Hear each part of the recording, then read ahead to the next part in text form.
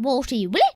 On TV, I heard about technical analysis, but what is technical analysis anyway?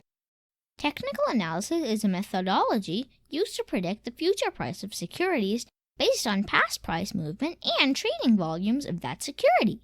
This is used to identify new investment opportunities as well as to evaluate current investments.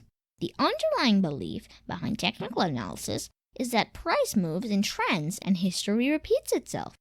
Well, how is technical analysis conducted? Technical analysis relies heavily on charts that show the past price and trading volume. Sophisticated tools are used to analyze these charts and predict the future price. Technical analysts use trend lines, moving averages, patterns, etc. for this analysis.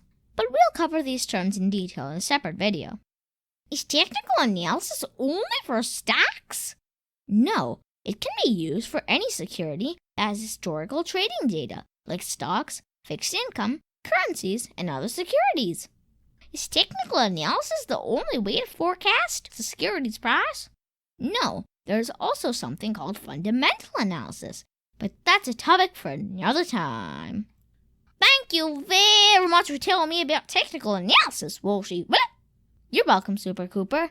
Remember, finance is your friend!